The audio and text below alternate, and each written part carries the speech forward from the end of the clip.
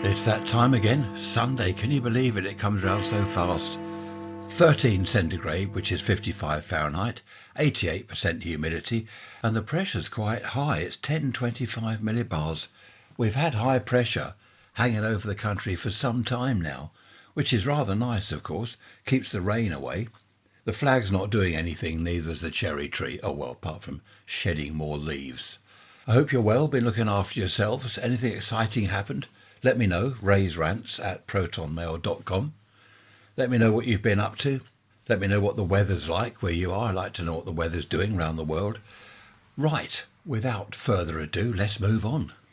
We've been talking quite a lot recently, well I have, about pubs. Now Bill, hello Bill, if you're listening, thanks for your email. Bill has made an outbuilding, as he calls it, into a pub. I think you must have a bit of land, Bill, or a very big back garden, because your outbuilding sounds like a barn to me. It's pretty big. Anyway, Bill's made it into a pub. The reason, the local pub to him, or several local pubs to him, are very expensive. Prices are going up and up and up. As we know, pubs are closing. You could say, well, he should support the pub. He has been. His friends have been. His family have been. But it's gone beyond ridiculous now. The prices, it's just silly. So Bill made this big outbuilding into a pub. Jukebox. Oh, do you remember jukeboxes? Wonderful in the old days. I used to love going in to the pub, stick 2 bob into the jukebox, Rolling Stones, a bit of Hendrix or something. Happy days indeed. He's got this pub, tables, chairs, the bar stools and everything. It just looks like a pub. I would have liked a photo, Bill. That would be good if you can. If you can send me a photo, that would be nice. So what he's done, he's invited his family, obviously, go in there when they come to visit. But his friends that were in the pub, the regulars, the locals used to meet, they now go to Bill's pub. He doesn't have a licence to sell alcohol. So what he's done, he's said to people, bring your own booze. Bring gin, vodka, wine, beer, whatever you want, lager, doesn't matter, bring your own booze. No charge for coming along to the pub because they're his friends and family, of course. And there's quite a gathering, he says, on a Friday night, a Saturday night. There's quite a gathering. There can be 15 people or more, which is excellent. They've got the jukebox going and they will sit around chatting, and it's just a pub atmosphere. He says it's just like a real pub. I mean, it is to all intents and purposes. Someone who was, I don't know, jealous, envious, or just a miserable devil, someone called the cops. And one Friday night, the cops turned up at Bill's pub. They walked down the alleyway beside his house into his back garden. The gate was open, of course, for pub goers, and they went into his pub. He was behind the bar. Everyone's drinking in there. And they said, right, have you got a licence to sell alcohol? He said, no. And they're looking round. Well, all these people are drinking. Of course, people are laughing. All his customers, well, not customers, aren't they? All his friends and mates, they're all laughing and all holding their glasses up, apparently going, cheers. And he said, no, they bring their own drink. He said, we don't take money here. We don't sell anything here. They looked a little bit disgruntled because they thought this was a raid, they're going to bust people. But there was no busting going on at all. And they said, oh, well, fair enough, that's not against the law. You can have a gathering in your house or in your garden or in your outbuilding or whatever you like. Bill said that was the highlight of the evening, well, highlight of the year, I would think. 2 cops turning up in your back garden, going into your own pub, thinking they're going to bust people. I wonder what would happen if people bought their own drinks, took them to your pub, your private pub, and said, look, put mine behind the bar, put mine in the fridge, things like that. And then they come in and they order their drinks over the bar. I'll have a pint of Foster's, I'll have a glass of white wine, and it's their drink already.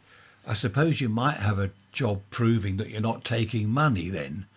I don't know, that could be a bit of a grey area. But if you take your own booze in there, like say you take, 4 cans of IPA, sit at the table with your 4 cans there and your glass, I suppose that's all right, isn't it? Bit of a grey area. It could be a grey area, I don't know, because are you licensed to have people drinking on your premise? I don't know, because there are off sales, aren't there, where you sell booze to be taken away. That's the off licence. Then there's the on licence, and the on licence is drinking on the premises.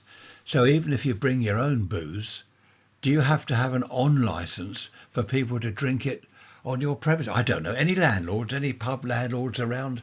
Raise rants at protonmail.com. I suppose you could say, though, if I have a pint of IPA at home, my premises aren't licensed for drinking. But they're my premises. How does that work? Anyway, let's move on. Thanks for that, Bill. Excellent. Really enjoyed reading your email. And I don't know where your pub is. If you let me know and I'm in your area, I'll pop in for a beer. I'll bring my own, of course. I'll bring my own beer. I was talking to an elderly lady some time ago. It must be a year or two, maybe 3 years ago. And she was talking about radio. Total change of subject as usual. She was saying she used to listen to Mrs. Dale's diary. Things like that. What was it? The Scottish doctor, Dr. Finlay's case book. That was it, wasn't it? The Archers, of course. I believe The Archers is still going. All BBC on the Home Service. I think it was all on the Home Service. Yes, it wasn't on the Light programme. That was music. And she used to love all these programmes. She said, all we've got now is The Archers. And that's not very good anymore. Then she was talking about TV, Coronation Street back in the 60s. She said it was really good back then. Elsie Tanner, Dennis Tanner, do you remember that? Len Fairclough. There was Minnie Caldwell, wasn't there? Who else was there? Ina Sharples, of course. All these old characters, black and white telly in the old days. She said it was brilliant. And I used to like Peyton Place. I know it's ridiculous. The Americans listening, you know this, don't you? Peyton Place, honestly, every week. The continuing story of Peyton Place starring Constance Mackenzie and all that. But it was good stuff. I know it was a bit rubbish at the time, but it was good stuff. And she was saying now, this lady, on radio now, well, there's hardly any radio left. We've got Radio 1, which is pop music, supposedly. I think it's rubbish. Radio 2, I don't know what Radio 2 does anymore. Just sort of music and talk. I suppose that's all they ever did. That was the BBC Light programme in the old days. Then there's Radio 3, which is, or was, the third programme, which is classical music. Radio 4, which was the Home Service, is now news and talk and the Archers. I think there must be other stuff on there apart from the Archers. But I used to listen to Mrs. Dale's diary if I'd bunked off school. I used to like that. I think it was on, when was it, about 2 o'clock in the afternoon or something, somewhere around the middle of the day. I'd bunk off school and my mum would listen to it, so I'd listen as well. That was great. I like Mrs. Dale's diary. They're kind of like the Archers, isn't it? They're kind of stories every day. What was it, an everyday story of the country folk? Is that what the Archers was? Any youngsters listening now, you're going to think, oh, stone the crows. What's all this rubbish? Old programmes like that, they went out with the Ark. Yes, they did go out with the Ark, but what have they been replaced with or by? Which is it? Any English? Where's the English teachers about what I was talking the other day? Susan in Germany. I forget what I was saying now. I asked for English teachers to correct me. I forget what it was. Not to worry, I'll remember in a minute. I liked the old programmes. I watched a couple of episodes of Steptoe and Son yesterday. Was it yesterday or the weekend, whenever? Black and white, 1961. Goodness me. Steptoe and Son, it was awful, but it was good. I mean, it was great at the time, but looking back now, the dreadful quality of the film and all, it was just dreadful. I don't know how we watched telly back then. The script was dreadful. The acting was pretty good, but the script was dreadful. It was the old man, Wilfred someone? He was in the bath, and this tin bath in the lounge, and he was eating pickled onions, and they fell in the bath water, and he picked them out and put them back in the jar.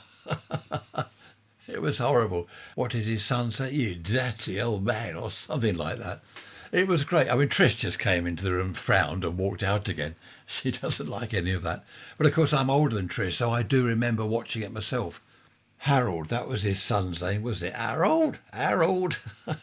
Dreadful. I like Dad's Army. Some of the old black and white episodes of Dad's Army are dreadful. The acting's sort of all right with them all, but again, back in the day, Dad's Army was really good. It's still good now. Talking of TV programmes, have you seen that play? There's a trailer for it. Everyone around the world, this is all UK stuff, isn't it?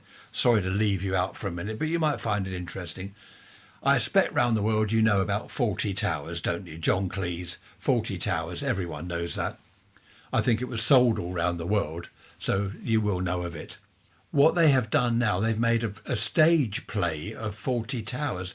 I think it's going to be shown on the telly, or it has been shown. I missed it because I saw the trailer for it and it was, I don't know, it doesn't work for me. Okay, I can't speak for everyone else, but it doesn't work for me. It's dreadful. This chap portraying the character of Forty, John Cleese, Forty, Basil Forty, wasn't it? And Manuel and stuff, it just doesn't work. I don't know why. It's me. I know it's me. You might, have you watched it? Let me know if you've watched it. What do you think? 40 Towers, the play. Raise Rants at protonmail.com. Let me know if you've watched that. Be interested. They did a Dad's Army. There was a lost episode, or the script or whatever anyway, and they brought in actors to do this new episode, this lost episode. And that sort of did work. They had Captain Mannering and Wilson and Pike and all that. The people playing those parts, it wasn't too bad. I didn't think it would work at all. Anyway, again, did you see that? Let me know what you think. Raise Rants at protonmail.com.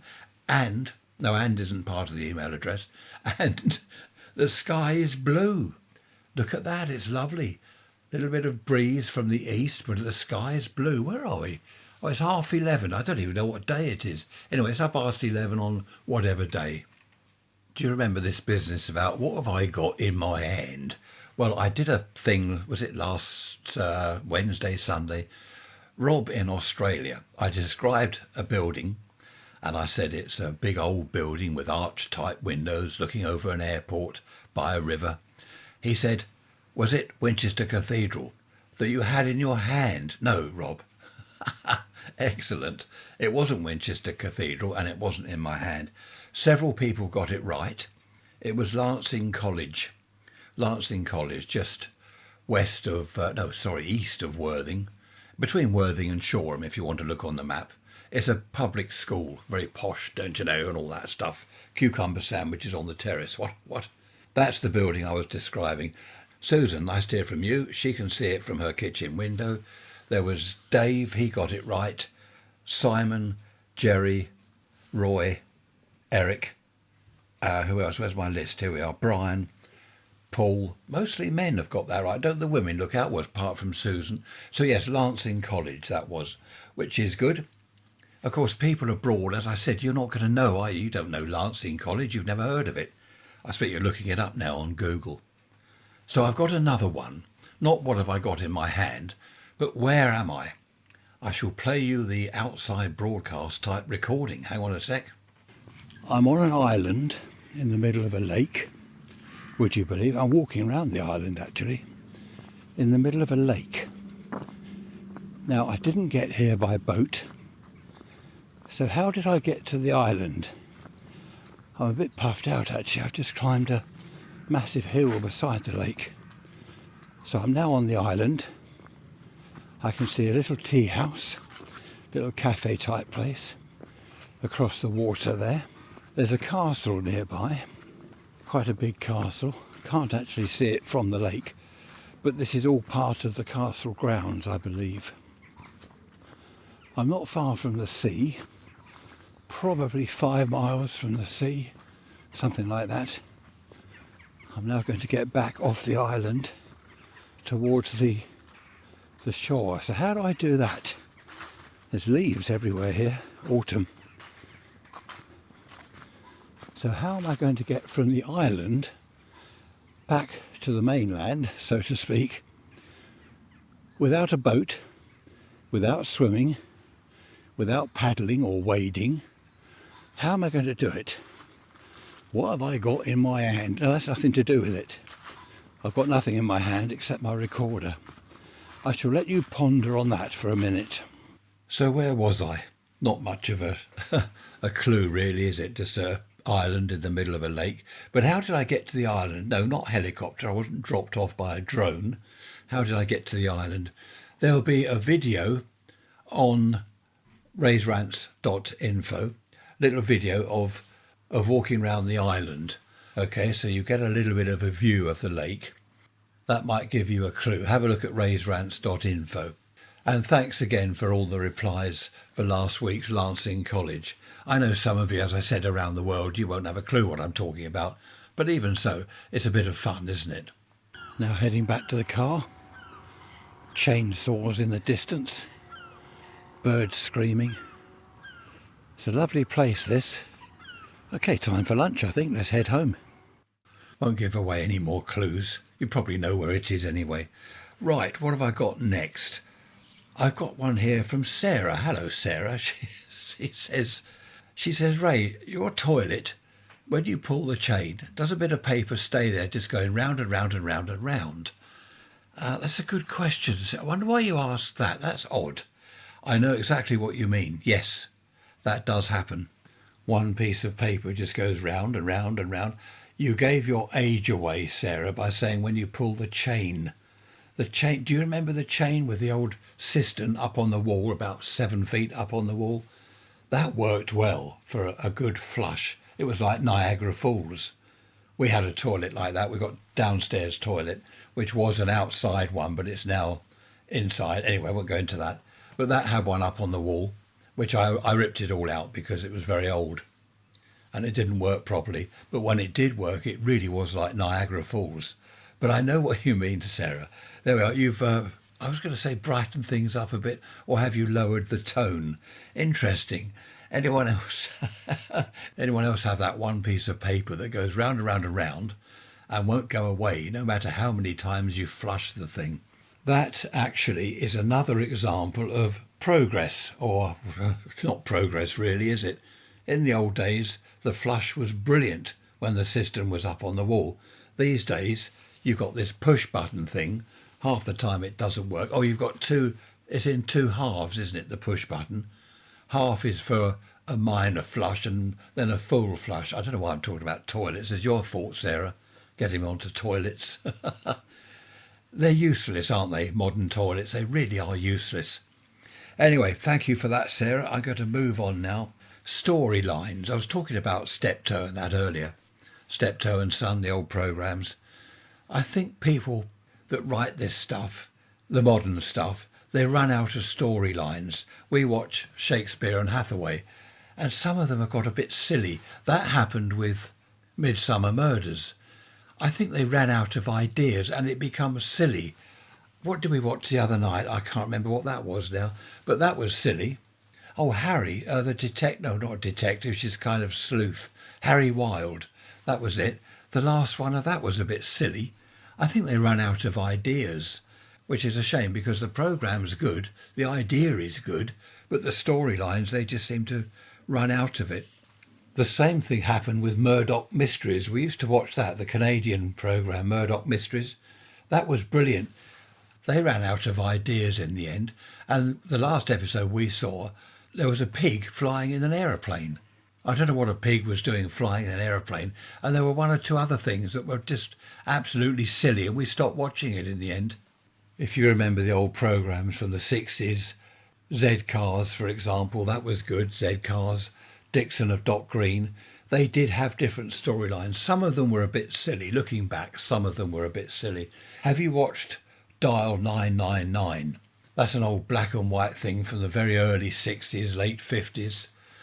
My name is Mike Maguire. He's a detective from the Canadian Mounties or something that's been sent over to Scotland Yard to work with them to learn about things. That's quite good. But again, some of it, I suppose back in the 60s it was great, but looking at it now, some of it's a bit silly. I love the punch-ups, the fights they have. It reminds me of Batman and Robin. You expect to see on the screen zap, pow, kaboom, and things like that.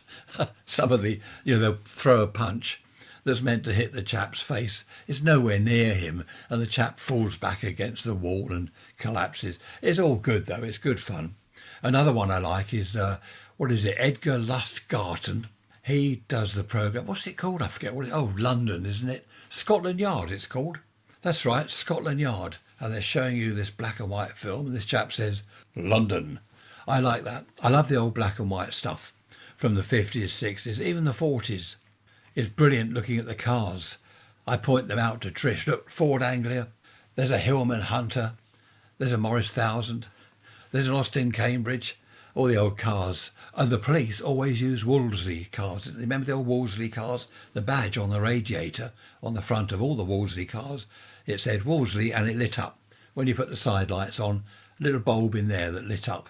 It wasn't on the radiator, was it? It was on the radiator grill to get it right. I thought that was a nice touch.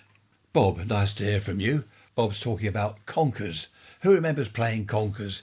You know, the conker on the end of a piece of string, and you have to hit each other's conker, and the one that remains in one piece and doesn't get smashed, that's the winner.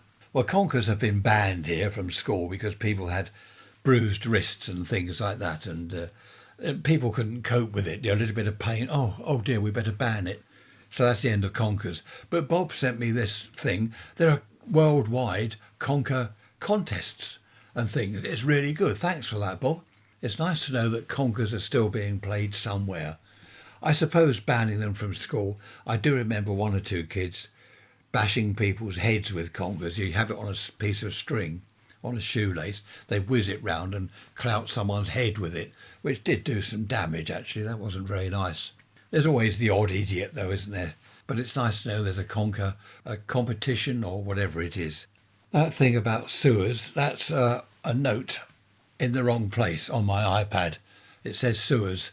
That's something to do with a ghost story that I will be working on later in the year. I'm just making notes for this ghost story. Have you seen Ray's, ghost and pirate radio stories on YouTube? There's one for Halloween coming out on, when is Halloween? 31st of this month, isn't it? The ghost story for Halloween is done. I know it's not everyone's cup of tea or cup of coffee or whatever, cup of whatever.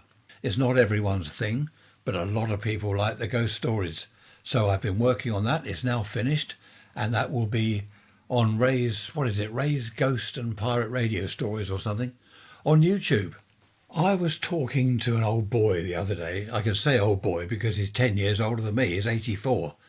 And he was saying that it's such a shame that front gardens now, as he put it, car parks.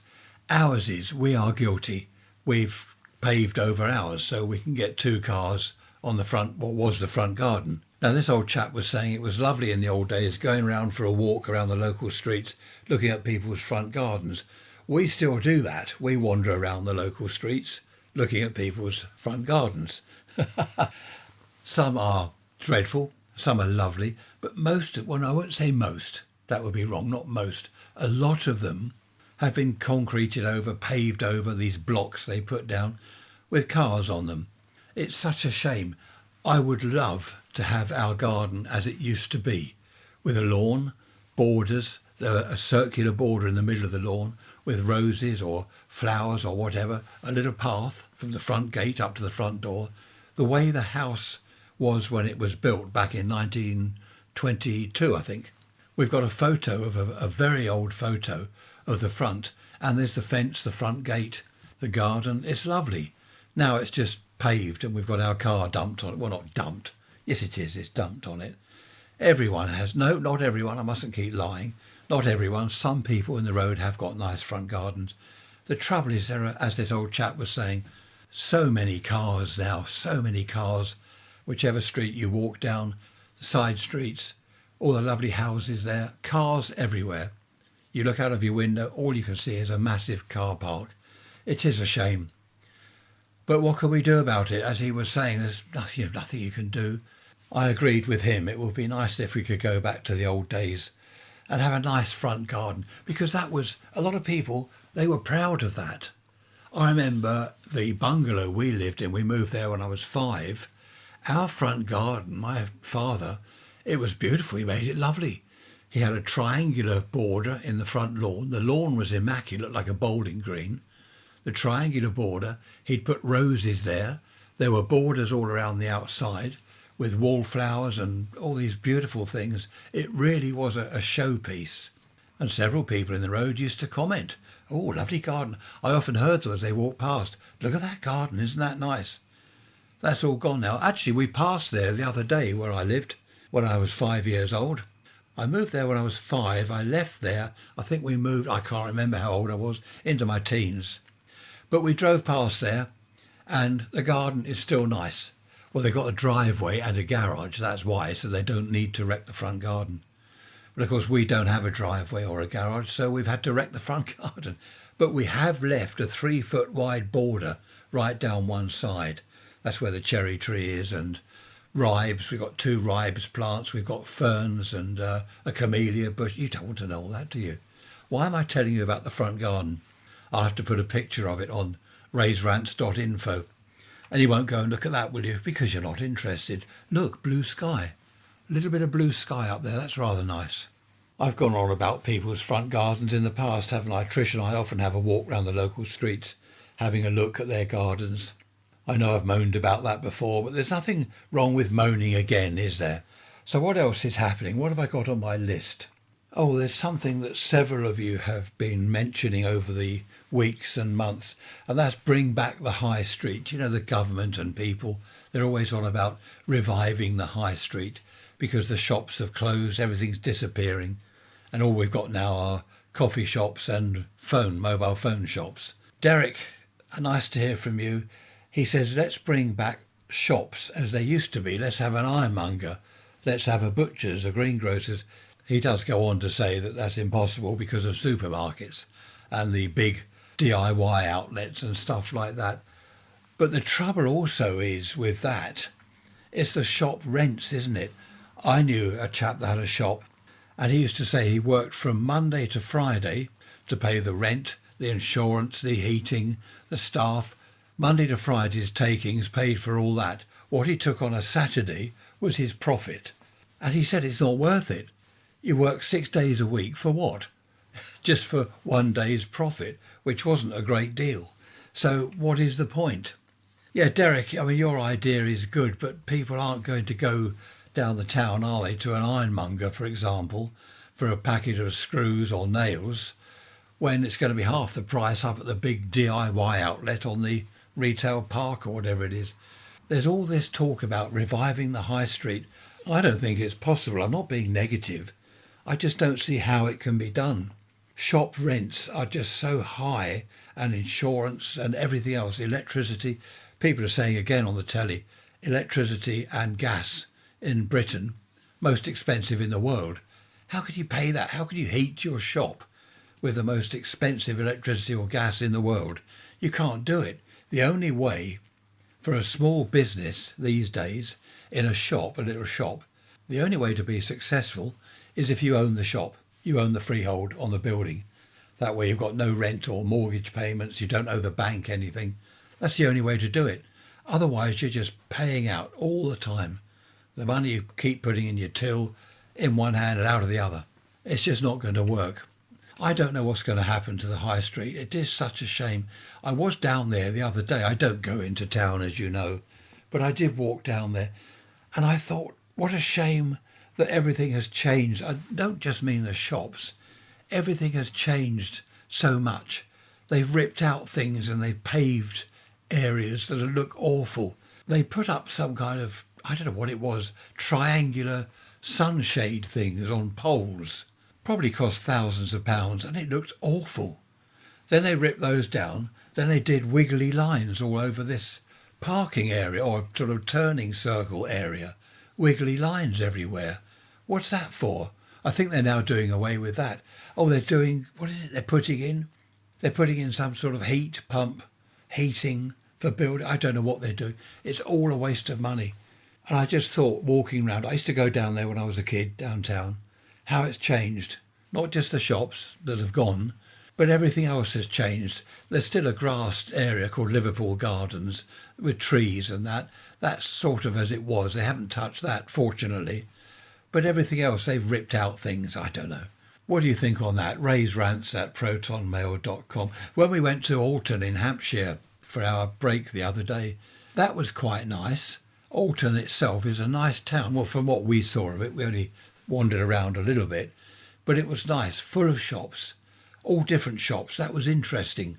Not just coffee shops and mobile phone shops. In the old days, of course, it was all estate agents.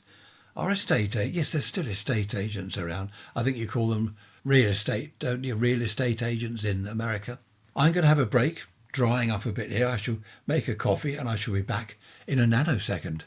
I don't know about a nanosecond. It's now the next day, so we're 24 hours later. It's Saturday. The wind is building up a little bit. We've got a lot of rain coming in tomorrow, Sunday, apparently. So that's not good. Well, I say it's not good. It is good. We need rain for the garden. Everything's drying up out there. Frank, nice to hear from you. Big coincidence. I've just had this email this morning, 10 minutes ago, from Frank.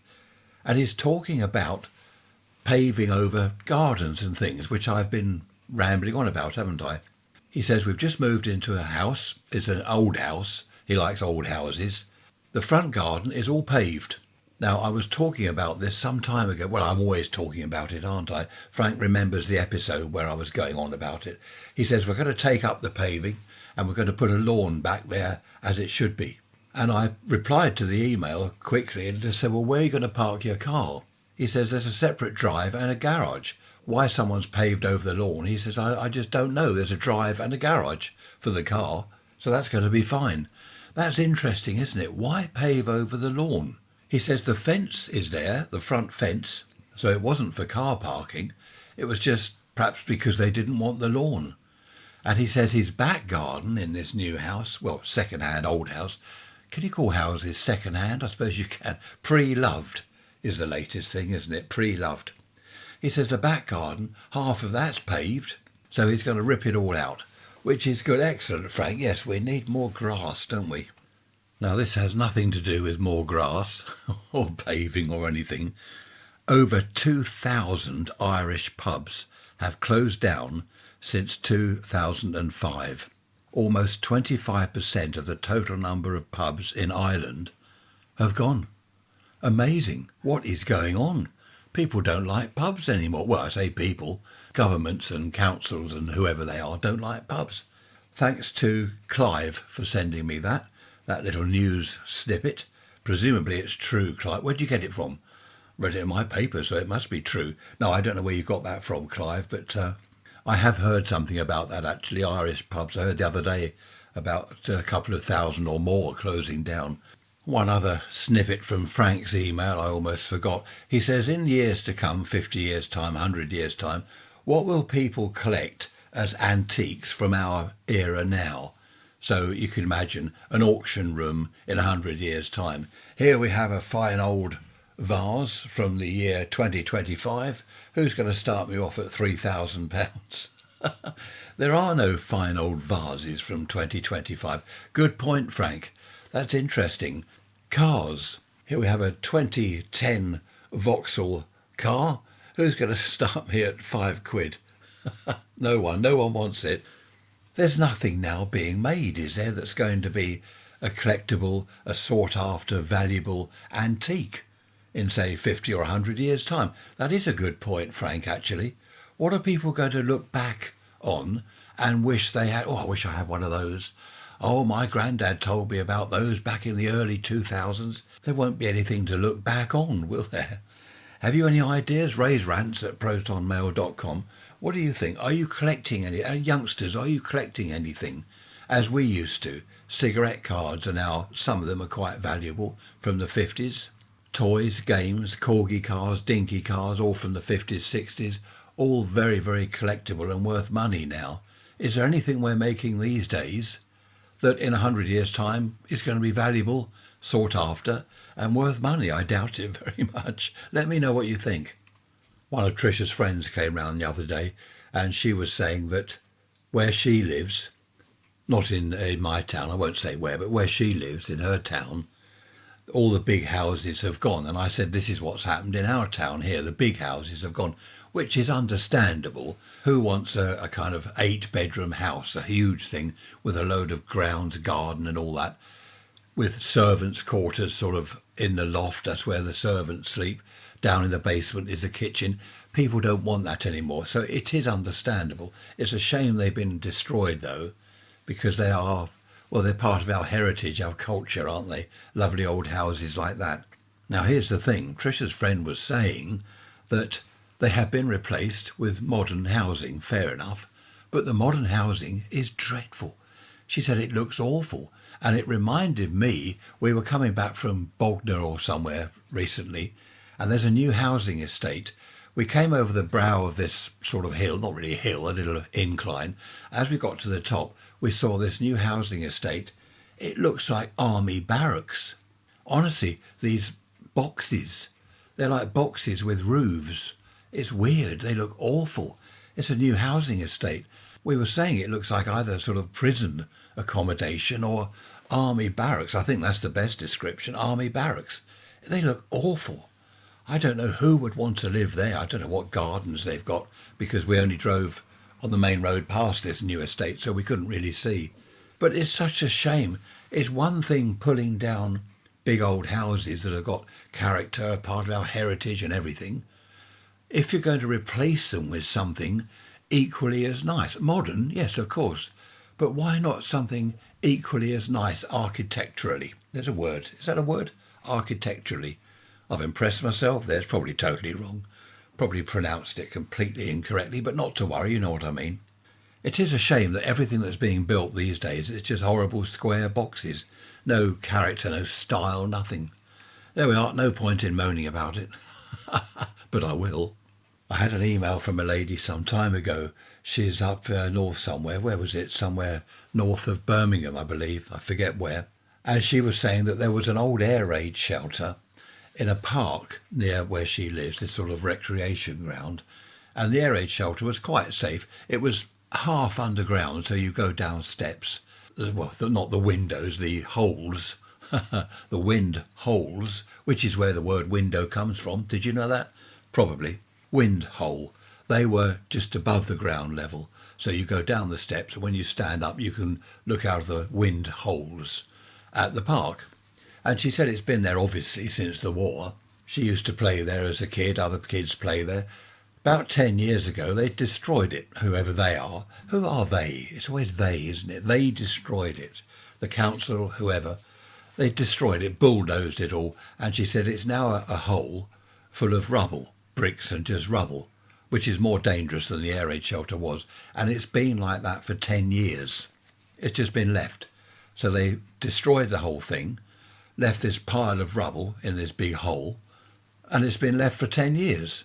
And she said, what is the point of that? Again, that was part of our, not our heritage, well, I suppose so. It's history, isn't it? Perhaps not our heritage or culture or whatever, part of our history. So why destroy it? We had a lot of those round here, air raid shelters. They've all gone. In fact, there's one park that's not too far from here, a couple of miles away. Not even that, a mile away. Doesn't matter how far. Why am I saying how far away it is? You don't care, do you? There was a huge air raid shelter under the park. Must have been made for a lot of people. And I remember going down there. It was full of water. Well, I say full of water. There was about 6 inches of water. So us lads, when we were kids, we went and got our wellies on and torches and things. And we went and explored the whole. It was a labyrinth of tunnels. Really nice. I was worried about getting lost. And they filled it in the end, which I suppose makes sense. It's got water in there. There are a lot of tunnels. You could get lost. But that's a shame again. It should have been perhaps closed off, an iron gate put across the entrance with a padlock, just to keep it. Perhaps pump the water out. I don't know. I suppose it will cost too much money.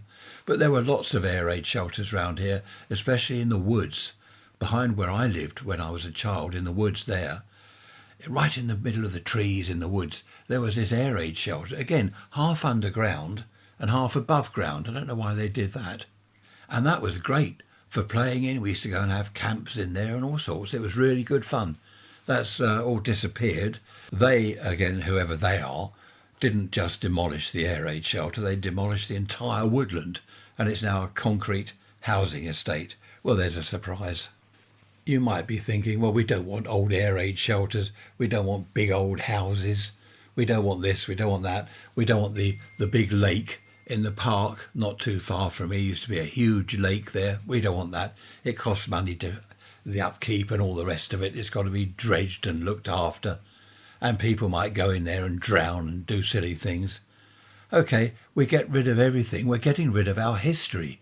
We don't want the lakes. There was another lake near Half Moon Lane. Was it Half Moon Lake? I think it was called. That's gone. There were little lakes and ponds everywhere. They've all gone. The big houses have gone. The pubs are disappearing. We're not going to have any history left. It's going to be all army barracks and concrete everywhere. In a few decades' time, there'll be no history left. I had quite a few emails about the villages I was talking about some time ago, where a town is kind of enveloping local villages, the town spreading out and eating up, swallowing up local villages, so they don't become a separate entity anymore, they're just part of the big town. We've got places like that here. There's Sompting, which is now really part of Lancing. There's Cokham, which I think was a little village. That's now part of Lancing. There are various other places. They still call it Sompting and things, but basically people call it Lancing. Where do you live? I live in Sompting. Oh, Lancing, yes, I know. It's not Lancing, it's Sompting, but it's all being... It's a shame, isn't it? Is it just me? Raise Rants at protonmail.com. Just seems a shame that everything is disappearing. All the things we knew as children. What were the children that are growing up now? Okay, so a child of 10 years old now, playing in his or her local park, if they've got one. When they're my age, will they look back and think, well, we had this and that's gone, this is gone. What's left? I don't think there'd be anything left at all. We'll probably all live in blocks of flats, apartments, as you call them in America. They'll probably read in there, well, they won't have history books, will they? They'll look online. I don't suppose there'll be any books when they're my age. They'll look online and they'll think, oh, look, they had little pubs back in the old days. That must have been nice. Gathering in your local pub, having a beer and a chat about things, putting the world to rights. That's all they'll have, isn't it? History online. Oh, look, they used to have houses with gardens. That must have been nice to be able to sit outside. I'm possibly being overly cynical, but you get the idea, don't you? And I think a lot of it is true that, well, there won't be books. Who wants a book? There won't be car drivers. The people won't be able to moan about bad drivers, will they? Because there won't be any car drivers. All the cars will drive themselves. In a way, I'm quite pleased that I won't be around in 100 years' time. Even 50 years' time, I won't be here. I don't really want to know what it's going to be like. I don't think it's going to be anything like it is now. We won't have phones, iPads. There'll be chips, won't they, in your brain or something. The children of today will experience all that. Let's hope they don't make such a mess of it as we are at the moment. Talking of a mess, I've been playing around with microphones because, you know, I make videos. Did I tell you this? Yes, I did tell you there's a ghost video coming out, didn't I? I've added a second microphone, which is for the videos. Right, if I turn that up, does that all sound awful? That probably sounds dreadful, doesn't it? I don't know. Anyway, we don't want that one turned up, so we'll turn that down. Talking of audio, I'm going to have another moan. I know I've moaned about this many times over the years. Not TV adverts, because I've done those to death, haven't I? Where they're loud and they blast you with trumpets. But just ordinary programmes. Why is the audio... I think I went on about this last Sunday. Why is it 1 minute it's quiet, you have to turn the volume up, the next minute it's blasting and they're shouting at you? I just don't understand in this day and age why they can't get it right. I can get it right. I've got my microphones here, I've got my mixer. I can get the levels about right. Okay, I'm not perfect, I'm not an audio technician or anything, but it's pretty basic, I would have thought, just to get the levels about the same. And they can't do it. The BBC can't do it, ITV, Netflix, no one can do it. When they're showing a very old film, the audio can be very, very low. The adverts come on and blast your head off. I don't know, perhaps I should have been an audio, what do they call them, engineer or something, I don't know what they are. It was at this point that Tricia called out from the hallway, because she'd been listening to me, with her explanation of why the volume levels differ. ITV will have their settings. Channel 5 will have their settings. Some of them are in line with each other, but obviously some of them are foreign. But that is why. It's something I learned at NTL many years ago. Well, that is Tricia explaining why the audio levels are all over the place.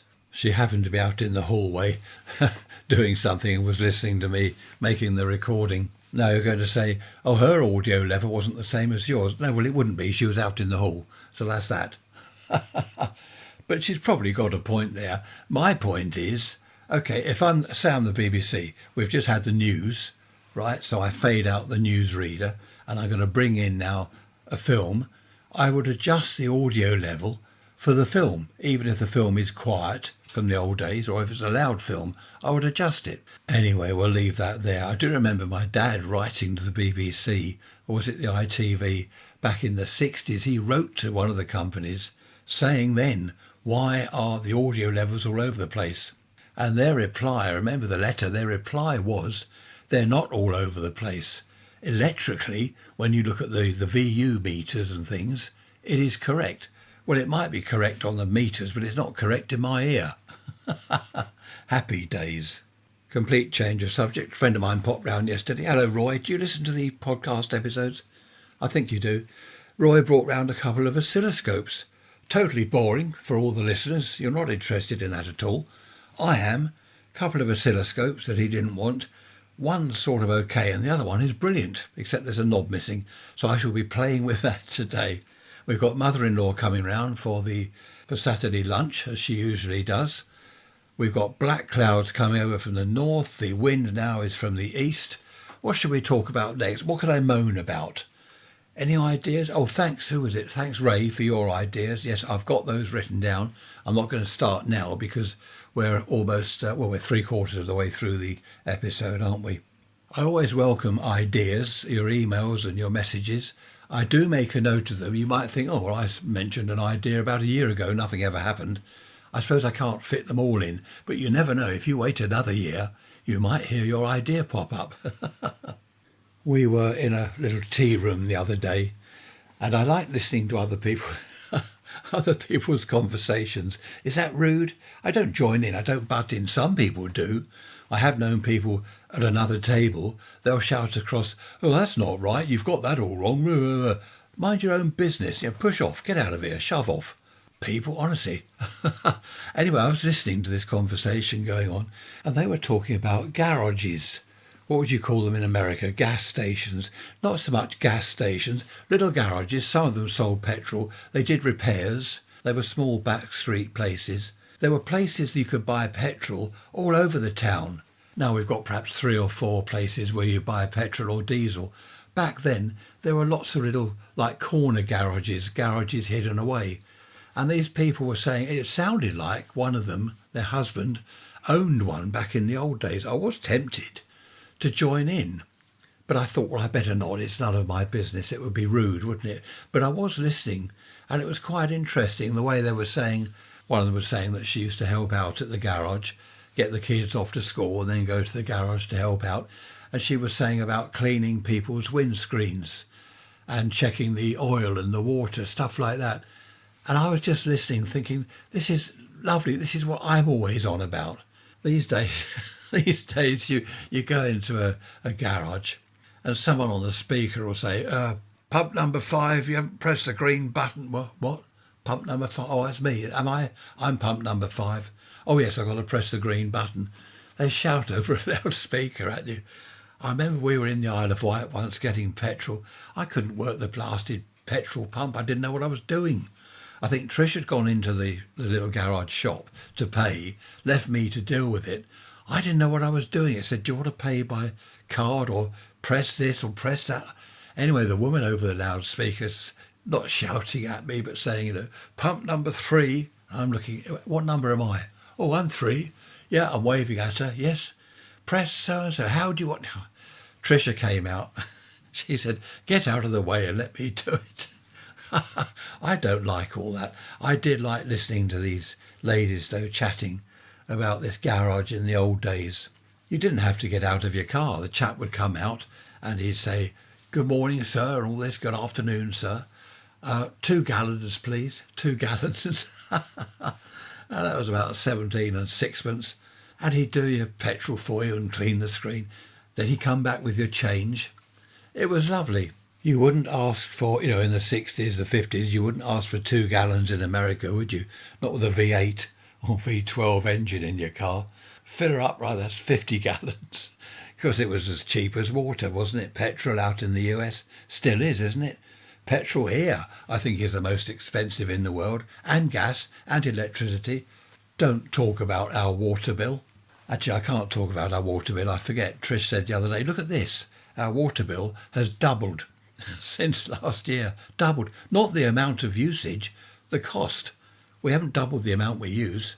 It's the cost of it. It's doubled. Honestly, everything in Britain now is so expensive, especially down here in the south. In fact, I was talking to a young couple the other day, friends of ours, and they were saying they're thinking of going up north. They want to rent or buy somewhere, preferably buy somewhere. And they were saying the only way to do it really is to go up north where properties are a lot cheaper. And it is a lot cheaper up there, which would be a shame though, because they're away, their families down here, they'd be away from their families.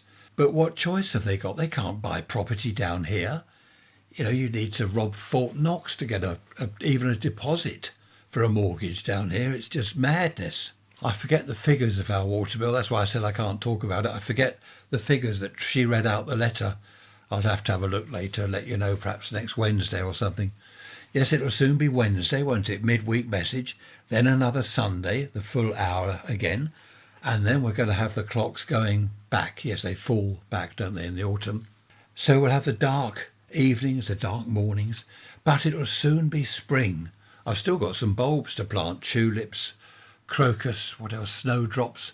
I've still got a load of bulbs to plant. I must go and do that soon. Just going back to listening to people's conversations and pubs closing and things. In the old days, one thing I liked about being in the pub, I've always liked people watching them at the bar. They will stand at the bar, one shuffling his feet, one's kicking something, and the other one's perfectly still. They're all wiggling about or not moving at all. I used to like listening to the conversations in the pub, especially the old boys, because back in the 60s, the old boys then had lived through the war. And you'd hear these conversations. Oh, when I was out in Burma. Oh, I was in Tripoli. We did this and that. It was so interesting listening to them. I didn't join in. I would just listen. It's a shame I didn't have a little portable recorder back then. That would have been interesting these days to listen to the old chaps talking about the war years, where they were, what they did. I think I've told you before, my mum's passed away now, but I've told you before that she wouldn't let me record her because she had stories about the old days. She was, about 12, I think, during the war years, and she remembers this incendiary bomb coming down in the street, not far from where she lived. Her sister was walking home from school, and this incendiary bomb landed. Luckily, it didn't go off, but it covered everywhere with oil, which should have ignited, of course, and it didn't, fortunately. Her sister turned up on the doorstep, absolutely dripping in oil. Imagine if it had ignited. Well, her sister wouldn't be there. That would be that, wouldn't it? The end of her. And all the houses round there were splattered with this oil. But that was quite a story. And she wouldn't, the way she told it to me, it was interesting. Me telling it to you, it's second-hand sort of thing. But she didn't want to go on the microphone. She wouldn't be recorded, which was such a shame. And now she's passed on. That memory's gone. Well, I've got the memory, but it's gone, hasn't it? All these stories and that disappear. But that must have been horrendous. Imagine some bomb landing, shaking the place to bits, covering everything in oil. Apparently a bomb did go off fairly close to their house, and it lifted the roof up. This is quite a strange thing. Imagine the whole roof lifting up and then only a few inches, couple of inches, then landing again, but it landed crooked. So you've got your square house and a sort of square roof, but the roof it was about an inch or two out, I think. It had twisted round. I don't know whether they ever had anything where you'd have to build a new roof, wouldn't you? What would you have to do? Take all the tiles off, I suppose, try and lift the wooden structure up by a crane and then twist it back, I don't know, into position. I don't know. We had a bomb go off here, apparently, during the war. Obviously, I wasn't around, neither was Trish, but it went off in a street over the back. There's a railway line over there. They reckon they were just dumping some bombs on their way back. Having been to London, dumping some bombs off, thought they hit the railway line. Well, they didn't. They hit a house over the back. And all the ceilings upstairs in this house here, they all came down. And what they did, these wartime people, I don't know what they were, DIY team, I suppose, going around replacing windows for people, boarding things up for people. They nailed hardboard up in each room, because otherwise you'd just see straight through to the roof tiles, So all the ceilings were hardboard. And what I did when we moved in here, I put proper plasterboard and Artex. Well, that was a lot of work, putting up the plasterboard and Artexing and painting. We did every ceiling in the house we replaced. Is that right? Oh, except for one in the little box room. That's original. Let me know how you're doing. Oh, we've got a bit of sunshine now. Raise rants at protonmail.com. Let me know what you've been up to. Have you had a holiday this year? Well, it's a bit late now, isn't it? Are you having a holiday, or have you had one? Won't mention the 25th of December yet, too early for that. Mind you, the shops are full of rubbish. Who wants mince pies and Christmas pudding in October? Wait, what is the date? I've no idea what the date is. Oh, you'll be listening to this on the 19th, won't you? 19th of October. 2025. I don't know about the months going fast, the years are going fast. So let me know how you are. raiserants@protonmail.com. Don't forget to have a look at raiserants.info. The little website page is there. I'm going to put a video on of where I was the other day to give you a little bit more of a clue. It probably won't give you a clue at all, but have a look at that. I'm still getting emails. Why don't you do what have I got in my hand? I might do that. The thing is, look, for example, I'm holding something in my hand now. I describe it. It's about, 5 inches long. It's pointed at one end. I mean, how are you going to sort of guess? If I say I'm going to write with it, you'll say, well, it's a pen. So that gives that away. I don't know. I'll have to give that some thought. I might try that on Wednesday. We shall see. Right, it's not quite the hour, but I'm going to disappear because I've changed some aerials in the garden, and there's a 25-foot pole on the ground right across the lawn. Tricia has tripped over it twice. I've been told about 6 times to move that pole. So I really must do that, especially before mother-in-law turns up, otherwise she'll tell me off as well. I've been trying to get the garden and aerials and fences, everything ready for the winter months, because there'll be nothing I can do out there in the winter. We've been putting the chairs away, things like that, patio chairs. I don't like this. Well, I do like this time of year. I like autumn, but I don't like the prospect of winter. My favourite time of the winter is the 1st of January. I know it's a horrible month, and so is February, but the 1st of January means that Christmas is over, New Year's Eve is over. We've done all that. We've done all the nonsense. Now we look forward to the spring. Okay, I go to love you and leave you. Be good. If you're bad, don't get caught. I must stop saying that, mustn't I? I also must stop saying, it's our time again at the beginning of every episode. You're going to get fed up with it, aren't you? Take care. Look after yourselves. Really enjoyed your company as always. I shall see you on Wednesday with a midweek message. Bye-bye for now.